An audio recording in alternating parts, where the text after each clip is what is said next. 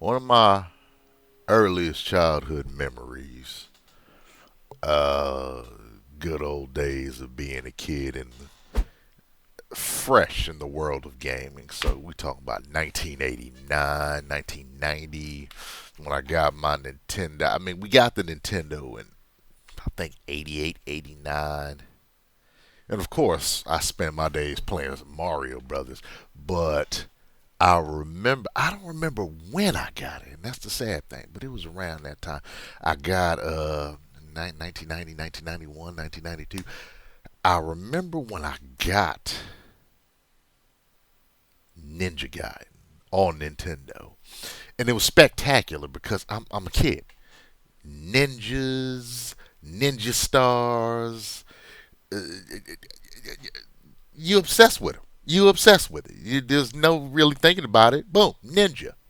That's it. That's all you had to say to a kid. Ninja.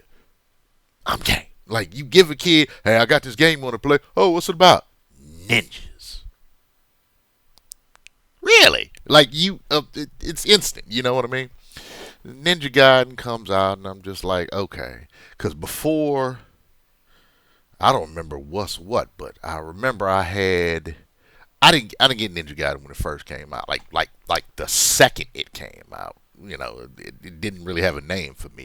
Before that, I had The Legend of Cage, which to this day is still one of my favorites, and that was my ninja game.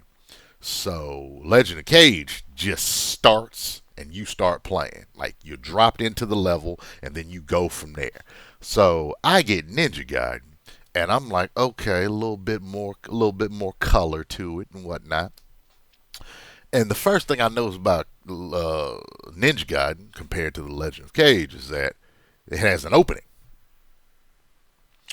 And the opening showed this ninja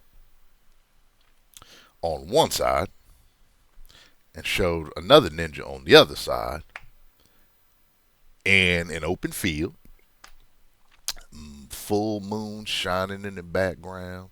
There was a whole thing going on. So where I'm used to playing games at the time where you just start playing, this one had a cutscene, and I'm just like, huh, that's odd. What am I watching? Still a new concept to me. And I'm watching it, and the ninjas are standing there, and I'm like, oh shit, they about to have one of them ninja clashes. At least that's how it looked. But I'm standing there watching, and then they do that little split screen thing where you see both their feet, and they just go and proceed forward. And there's a and then the closer they get, and I'm just like, oh shit, what's about to happen? And then you see the cutscene where they leap into the air, and you just hear ding, ding, ding, ding, ding, and they cross swords. And it was the most dramatic thing I had ever saw at the time because as soon as they land on their feet, one of the ninjas dropped down, and I'm like, oh, he lost, but I don't know who to cheer for because I don't know who's who. And he dropped down, and I'm like, oh, that's cold blooded. And then it cuts to the game gets ready to start. And now you have Ryu, the ninja in question. He's going on about his business, and you have to go through and start just dropping demons and shit left to right.